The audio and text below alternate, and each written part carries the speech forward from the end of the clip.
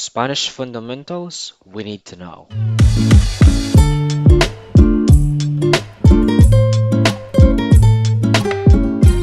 Is seasons, time, words, numbers. Okay. So para ma-achieve natin yung goal natin na makapagsalita fluently in Spanish, we really need to master the basics. Tara, samahan niyo akong mag-aral. Spanish phonetic alphabet. A de Ana, B de bebé, C de coche, D de dedo, E de elefante, F de Fernando, G de García, H de hola, I de Ignacio, J de Julio, K de kilo, R de limón, M de mamá, N de nena, O de Oscar, P de Pedro, Q de queso, R de Roberto, S de Susan, T de tenedor, U de uva, V de vaca, W o W, X, Y de yema, and then Z. Number 1, accents in Spanish. Dito sa accents in Spanish, meron mga words na similar yung spelling, pero magkaiba ng kahulugan. Like for example, C na may accent at C na wala. So, C na may accent means yes, at C naman na walang accent means if. 2 na may accent and 2 na wala. 2 na may accent means you.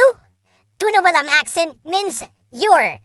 They also tell us where to stress a word when reading or speaking. You'll find them mostly on vowels like a, I, O, U. Parang Tagalog, parang sa Pilipinas lang. Kung hindi nyo pa alam paano maglagay ng accent sa keywords, ito yung kailangan nyo pinitin sa keywords nyo. Alt, and then habang nakadin yung alt, pinitin nyo itong numbers ito. For A na may accent, 0225, A na may accent, 0233, I na may accent, 0237, O na may accent, 0243, and then U na may accent, 0250. Number 2, question words. So these are the question words in Spanish. Que means what, quién means who, donde means where, cuando means when, por qué means why, como means how, cuál means which, cuántos o cuántas means how many. So every questions in Spanish kailangan ng upside down question mark sa simula. One of the most confusing things for beginners is the word que. If merong accent yung que, it usually means what. Kung walang accent, means that or which. Same spelling, pero magkaiba ng kahulugan. So don't ignore the accent. For example, ¿qué haces?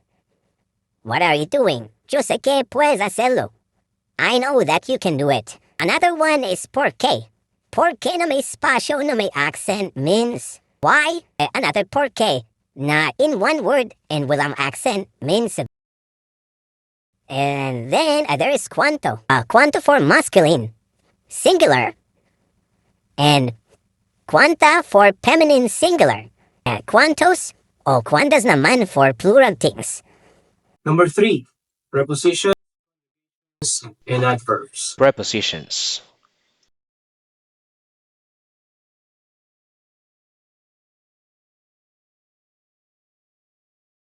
Conjunctions.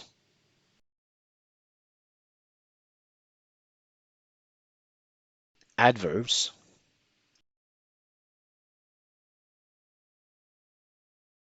Number 4, pronouns.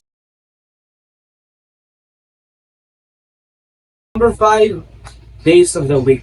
So number 5, alam na natin yan. Ang pinaka-naiba lang is yung linggo, which is Spanish Domingo. So, Lunes, Martes, Miyerkules, Huwebes, Biyernes, Sabado, at Domingo. Number 6, ito alam na rin natin to, months. Enero, Febrero, Marso, Abril, Mayo, Junio, Julio, Agosto, Septiembre, Octubre, Nobyembre, at Disyembre. Number 7, seasons.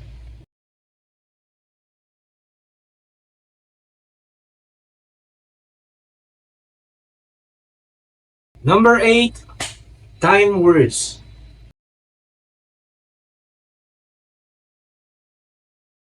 Number 9 na sobrang madadalian na lang din tayo, numbers. So, yung mga numbers nila, 1, 2, 3, 4, 5. At pinakamalilito lang kayo sa 60 at 70. 60, 60, 70, 70. And isa pa yung sa ordinal numbers, actually ito hindi ko pa masyadong gamay ito, so aaralin ko pa ulit.